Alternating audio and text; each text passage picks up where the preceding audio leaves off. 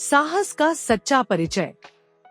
एक बार की बात है, एक छोटे से गांव में एक लड़का रहता था जिसका नाम राजू था। राजू बहुत ही होशियार और बहादुर लड़का था, लेकिन उसके अंदर एक बड़ी कमजोरी थी। उसे अंधेरे से बहुत डर लगता था।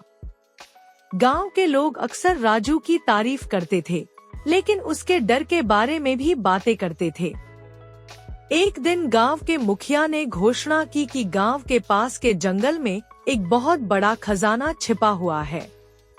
मुखिया ने यह भी बताया कि जो कोई भी उस खजाने को ढूंढ निकालेगा, उसे गांव का सबसे बहादुर इंसान माना जाएगा और उसे पुरस्कृत किया जाएगा।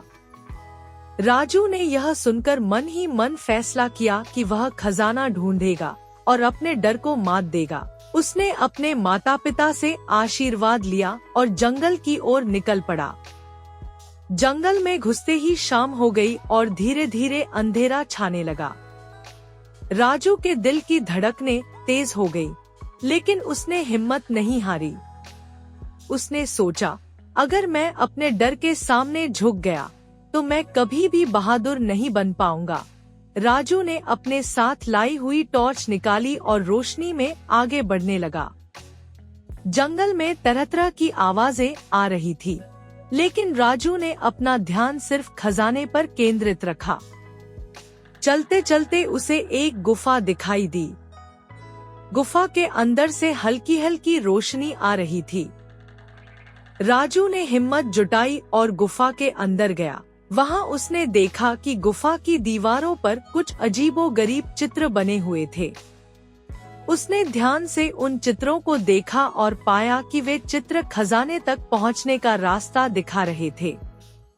राजू ने उन चित्रों का अनुसरण किया और आखिरकार एक बड़े से कमरे में पहुंच गया जहां खजाना रखा हुआ था। राजू ने खजाने का संदूक खोला और देखा कि उसमें सोने, चांदी के सिक्के, हीरे जवाहरात और बहुमूल्य रत्न भरे हुए थे। वह बहुत खुश हुआ और खजाने को लेकर गांव वापस आया। गांव के लोग राजू की बहादुरी देखकर हैरान रह गए। मुखिया ने राजू को गांव का सबसे बहादुर इंसान घोषित किया और उसे एक बड़ा पुरस्कार दिया। राजू ने अपने डर को मात देकर न सिर्फ खजाना ढूंढा, बल्कि गांव के लोगों का सम्मान भी जीता। इस कहानी से हमें यह सीखने को मिलता है कि असली बहादुरी अपने डर का सामना करने और उसे हराने में है। जब हम अपने डर का सामना करते हैं, तो हम अपने आप को और अधिक मजबूत और साहसी बनाते हैं। हमारी कहानी पूरी सुनने के लिए आपका शुक्रिया। अगर हमारी कहानी अच्छी लगे तो लाइक करना मत भूले। अगर और भी अच्छी कहानी सुनना चाहते हैं तो हमें सब्सक्राइब करें। Thank you.